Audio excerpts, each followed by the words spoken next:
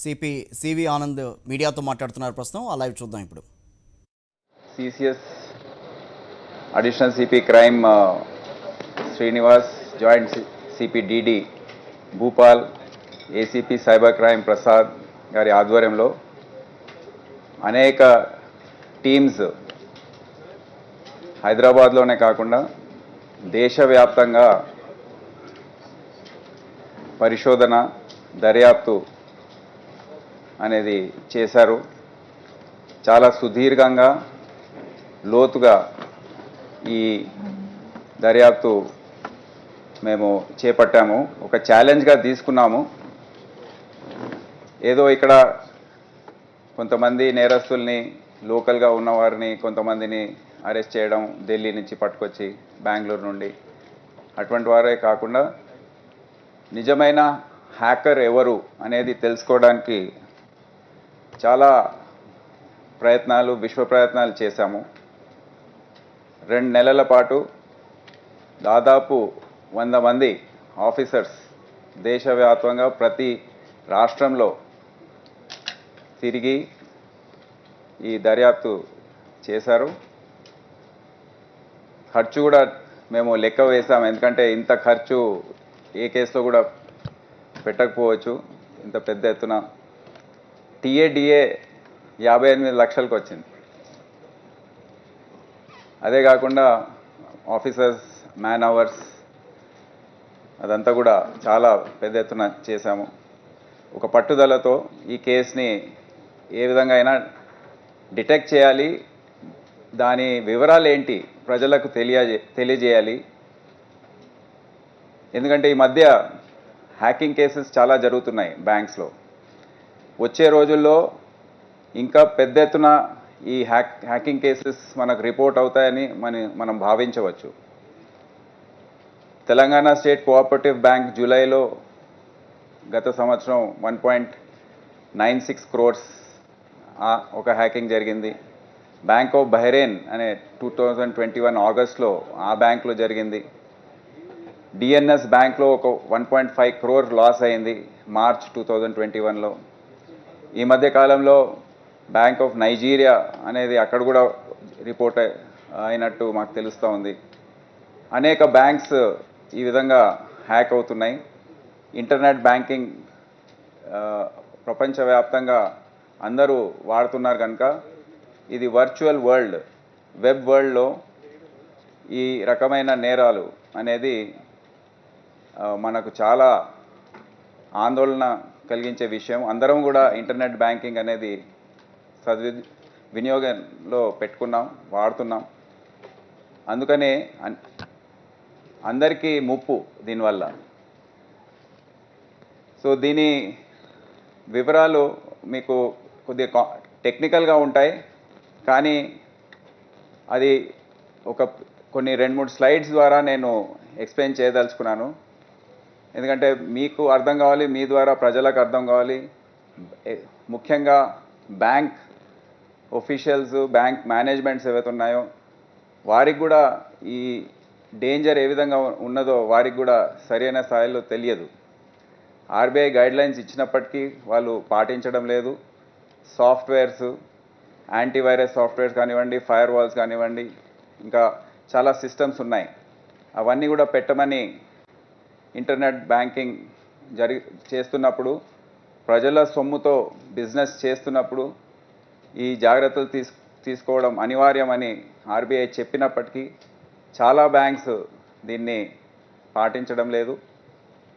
అందుకనే ఒక నాలెడ్జ్ కోసం దీని గురించి నేను వివరాలు తెలియజేస్తాను.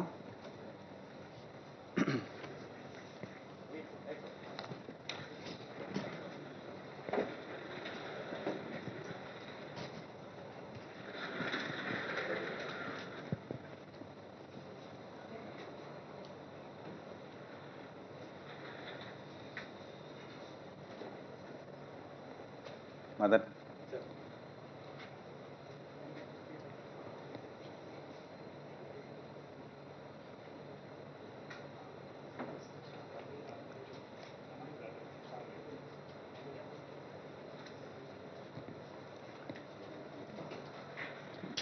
ముఖ్యంగా ఈ హ్యాకింగ్ కేసెస్ అనేది ఏ విధంగా జరుగుతాయి అనేది మనం అర్థం చేసుకోవాలి. ఈ 2 నెలల దర్యాప్తు తర్వాత మాకు ఒక స్పష్టమైన పిక్చర్ దీని గురించి వచ్చింది.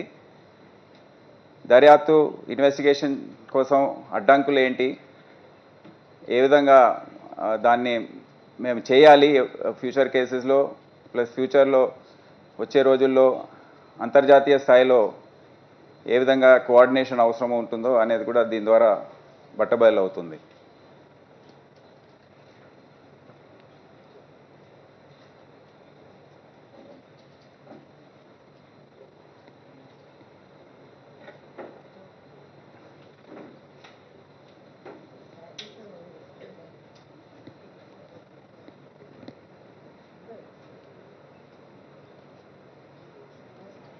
ఒక్క నిమిషం.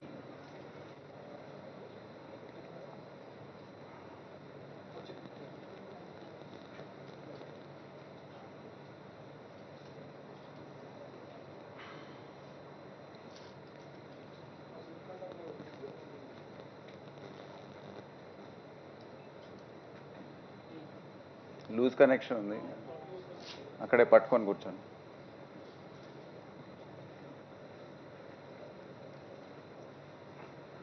మ్యాక్సిమైజ్ చేయండి.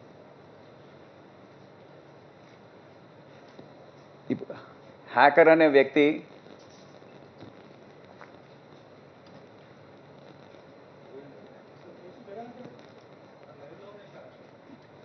కొద్దిగా ఆపండి.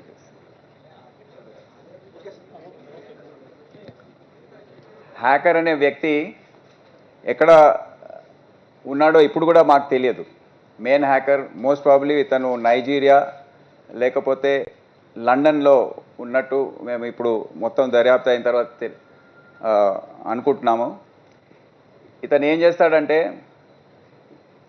4th November, 10th November, 16th November ఈ 3 రోజుల్లో దాదాపు 200 ఫిషింగ్ మెయిల్స్ పంపించాడు. అతని ల్యాప్టాప్ నుండి, కంప్యూటర్ సిస్టమ్ నుండి 200 ఫిషింగ్ మెయిల్స్ పంపించాడు మహేష్ కోఆపరేటివ్ బ్యాంక్ ఎంప్లాయీస్ అందరికీ.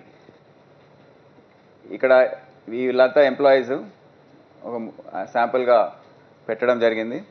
వీళ్ళందరికీ ఈ ఫిషింగ్ మెయిల్స్ పంపించాడు. పంపించిన తర్వాత వెయిట్ చేసిన తర్వాత 2 ఎంప్లాయీస్ మహేష్ బ్యాంక్లో ఆ ఫిషింగ్ మెయిల్ని క్లిక్ చేశారు.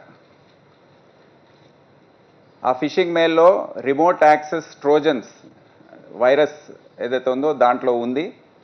ఒకసారి క్లిక్ చేయడంతో వారి కంప్యూటర్ సిస్టమ్స్ ఏవైతే ఉన్నాయో, ఈ 2 కంప్యూటర్ సిస్టమ్స్ ఏవైతే ఉన్నాయో ఇవి ఈ హ్యాకర్ ది మెషిన్ ఏదైతే ఉందో దానికి నెట్వర్క్ ఏర్పడింది, కనెక్షన్ ఏర్పడింది. దాని తర్వాత హ్యాకర్ ఏం చేశాడంటే కీ లాగర్ సాఫ్ట్వేర్ పంపించాడు. ఎందుకంటే కనెక్షన్ ఏర్పడిన తర్వాత కీ లాగర్ సాఫ్ట్వేర్ ఈ 2 సిస్టమ్స్కి పంపించాడు. కీ లాగర్ సాఫ్ట్వేర్ అర్థం ఏంటంటే ఆ 2 ఎంప్లాయీస్ ఏ పని చేసినా, ఆ కంప్యూటర్ పైన ఏది టైప్ చేసినా, ఏ ట్రాన్సాక్షన్ చేసినా అది ప్యారలల్గా సైమల్టేనియస్గా ఆ హ్యాకర్ అతని సిస్టంలో చూస్తుంటాడు. సో వీళ్ళు ప్రతిరోజు ఉదయము వచ్చి వాళ్ళ యూజర్ ఐడి, పాస్వర్డ్ ఎవరైనా టైప్ చేసి ఓపెన్ చేస్తారు అకౌంట్. అది అతనికి వెళ్ళిపోయింది, ఆ ఇన్ఫర్మేషన్ అతనికి వెళ్ళిపోయింది హ్యాకర్కి. ఆ 2 సిస్టమ్స్ నుండి యూజర్ ఐడి, పాస్వర్డ్ అనేది అతనికి తెలిసిపోయింది. అతను ఆ సిస్టమ్స్ని వాచ్ చేస్తున్నాడు. ఏం చేశాడంటే ప్రతిరోజు వీళ్ళ డ్యూటీ అయిపోయిన తర్వాత 6th జనవరి రోజు ఇది అప్పటి నుండి 6th నుండి 23rd వరకు, 6th నుండి 23rd వరకు అంటే ఒక రోజు ముందు, హ్యాకింగ్ కాకముందు, ట్రాన్సాక్షన్ చేయకముందు ఇతను ఆ కీ లాగర్ సాఫ్ట్వేర్ ద్వారా వాళ్ళు ఆఫీస్ అవర్స్లో షట్ డౌన్ చేసి వెళ్ళిపోయిన తర్వాత ఆ సిస్టమ్స్ని ఓపెన్ చేసి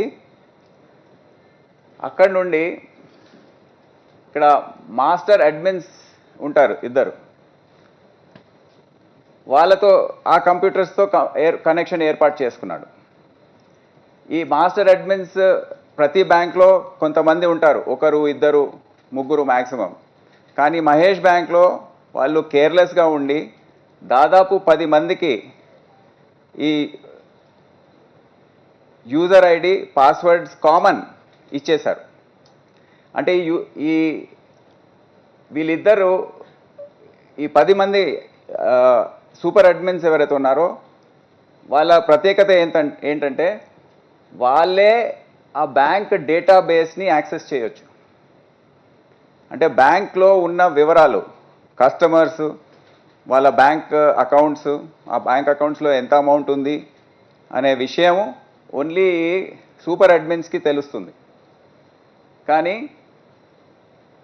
వీళ్ళు 10 మంది అయ్యేసరికి అందరికీ కామన్ ఒకటే యూజర్ ఐడి పాస్వర్డ్ ఇవ్వడంతో, ఎటువంటి జాగ్రత్తలు తీసుకోకపోవడంతో ఈ హ్యాకరు ఇక్కడి వరకు చేరుకున్నాడు. యూజర్ అడ్మిన్ ద్వారా అతను డేటాబేస్లోకి ఎంటర్ అయిపోయాడు. డేటాబేస్లో ఎంటర్ అయిన తర్వాత అతను ఆ ట్రాన్సాక్షన్ ఏదైతే ఉందో అది చేశాడు. నేను ఎక్స్ప్లెయిన్ చేస్తాను. అయితే ఇక్కడ ప్రాబ్లం ఏంటంటే, ఇక్కడ జరిగిన తప్పులు ఏంటంటే, ఒకటే నెట్వర్క్లో ఈ బ్యాంక్ అంతా పనిచేస్తూ ఉంది. ఒకటే సింగిల్ నెట్వర్క్, అంటే various local area networks, lands, virtual local area networks ఏవైతే ఉంటాయో అవి వేరే రకంగా ఉండాలి. కానీ ఒకటే నెట్వర్క్ పైన వీళ్ళు నడుపుతున్నారు. అందరికీ బ్యాంక్ ఎంప్లాయీస్ అందరికీ ఇంటర్నెట్ కనెక్షన్ ఇచ్చేశారు, ఒకటే నెట్వర్క్ పైన ఉంది. ప్రతి స్టేజ్లో ఇక్కడి నుండి ఇక్కడికి సూపర్ అడ్మిన్ నుంచి డేటాబేస్కి స్ట్రాంగ్ ఫైర్ వాల్స్ ఉండాలి, వేరే రకంగా కూడా ఉండాలి ప్రతి స్టేజ్లో. అవి వాళ్ళు ఏర్పాటు చేసుకోలేదు. ఫైర్ వాల్స్ స్ట్రాంగ్గా లేవు, అసలు లేవు. అదే కాకుండా intrusion prevention systems, intrusion detection systems, మళ్ళీ ఫిషింగ్ డిటెక్ట్ చేసే సాఫ్ట్వేర్స్, ఇవన్నీ కూడా ఏవి కూడా మహేష్ బ్యాంక్ వాళ్ళు ఏర్పాటు చేసుకోలేదు. అంటే దీనిపైన ఖర్చు చేయాలి. మీ ఇన్ఫర్మేషన్ కోసం పెద్ద బ్యాంక్స్ ఏవైతే ఉన్నాయో, హెచ్డిఎఫ్సి కానివ్వండి, ఐసిఐసిఐ కానివ్వండి, ఎస్బీఐ కానివ్వండి, వేల కోట్లు ఖర్చు చేస్తారు ఈ సైబర్ సెక్యూరిటీ గురించి. కానీ మహేష్ బ్యాంక్లో మేము కనుక్కున్నాము, ఇంట్రాసాఫ్ట్ అనే ఒక కంపెనీకి ఇచ్చారు 10 లక్షల్లో, కానీ ఎక్కువ వాళ్ళు ఖర్చు చేయలేదు ఇటువంటి మెజర్స్కి. ప్రజల డబ్బు వాళ్ళకు జాగ్రత్త కల్పించాలి, ఇంటర్నెట్ బ్యాంకింగ్ ఫెసిలిటీ అందరికి ఇచ్చేశారు. కానీ ఎటువంటి జాగ్రత్తలు తీసుకోకపోవడంతో ఇటువంటి నేరాలు జరుగుతున్నాయి. అయితే ఇది ఒకవైపు, this is part A of the entire hacking. Part B కూడా ఈక్వలీ ఇంపార్టెంట్. ఏకకాలంలో ఇది కూడా జరుగుతూ ఉంది. ఆ హ్యాకర్కి ఒక పెద్ద టీం ఉంది, వాళ్ళని హ్యాండ్లర్స్ అంటారు ఇండియాలో. ఢిల్లీ బేస్డ్ ఉన్నారు చాలామంది, నైజీరియన్సే అందరు కూడా దాదాపుగా. హ్యాకర్కి ఆ టీంలో వాళ్ళు ఏం చేయాలంటే, వాళ్ళ పని, వాళ్ళు ఈ బ్యాంక్లో ముందే ఈ నలుగురిని కాంటాక్ట్ చేసి, షైనాజ్ బేగం, సాన్విక ఎంటర్ప్రైజెస్, నవీన్ కుమార్, వినోద్ కుమార్ రాఠీ, సంపత్ కుమార్, వీళ్ళని కాంటాక్ట్ చేసి ఇంకా ముగ్గురిని కూడా చేశారు. కానీ అకౌంట్స్ నుంచి వాళ్ళు సక్సీడ్ కాలేదు. ఆ పేర్లు కూడా ఉన్నాయి: కటకం కోటేశ్వర్, ప్రియాంక ఎంటర్ప్రైజెస్, ఫాతిమా మాతా సెక్యూర్ వెల్డింగ్స్. అంటే ఈ అకౌంట్స్ నుంచి మనీ ట్రాన్స్ఫర్ సక్సీడ్ కాలేదు, కానీ వీళ్ళు కూడా ఆ నేరంలో పాల్గొన్నారు. వీళ్ళకు ఏంటంటే, వీళ్ళకి ముందే తెలుసు ఏదో తప్పుడు పని కోసం మా ద్వారా అకౌంట్ ఓపెన్ చేపిస్తున్నారు. 10% కమిషన్ ఏదైతే అమౌంట్ వాళ్ళ అకౌంట్లోకి వస్తుందో దాంట్లో 10% కమిషన్ వీరికి ప్రామిస్ చేయడం జరిగింది.